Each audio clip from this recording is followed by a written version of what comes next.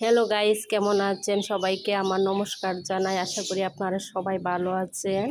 আজকে আমি দুপুরে কি রান্না করব সেটাই আমি আপনাদেরকে দেখাবো। আমি আজকে কবুতরের মাংস রান্না করব, কিন্তু কবুতর রেডি করতে একটু দেরি হইতেছে।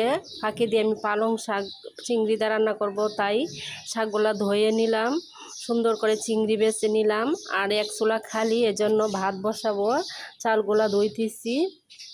চালগুলা ধোয়া শেষ হইলে তারপরে আমি চালগুলা ডেগে দিয়ে দিতেছি, কারণ পানি গরম হয়ে গেছে।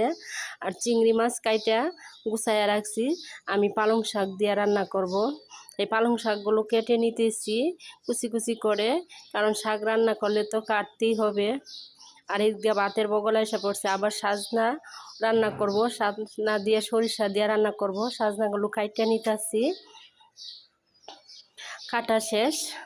এদিকে ভাতও হয়ে গেছে, ভাতের প্যানগুলো ফালাইয়ে দিব, ফালানো শেষ। আর আমি এখানে কড়াই দিয়ে রাখছি, শাকটা সিদ্ধ হয়ে যাবে তাই। আর এদিকটা আদা রসুন লাগবে শাকের জন্য, এজন্য আমি একটু রসুন কাইটা নিতেছি। শাক সিদ্ধ হয়ে গেছে, এখন সম্বার দিয়ে দিব। দিলাম শুকনো মরিচ, দিলাম রসুন, কাঁচামরিচ দিয়ে আমি চিংড়ি মাছটি ঢালিয়া দিলাম। চিংড়ি মাছটি একটু লালটি হয়ে আসছে, এখন আমি শাকটা দিয়ে দিলাম। শাক রান্না শেষ, এখন আমি সাজনা রান্না করব, তাই সাজনা ধুইতেছি। সাজনা একটু কড়াইয়ে সিদ্ধ বসাইলাম। আর এদিক দিয়ে শাক হয়ে গেছে, শাক নামায় নিলাম। শাক রান্না শেষ আমার, চিংড়ি দিয়ে পালং শাক রান্না করছি। আর সাজনাগুলো সিদ্ধর জন্য কড়াইয়ে দিয়ে রাখছি, একটু পানি দিয়ে দিলাম। এদিকে সিদ্ধ হইতেছে। আর পাকে দিয়ে আমি একটু সরিষা, পেঁয়াজ, রসুন, কাঁচামরিচ ব্লেন্ডার করে নিব, ব্লেন্ডারে দিয়ে দিলাম।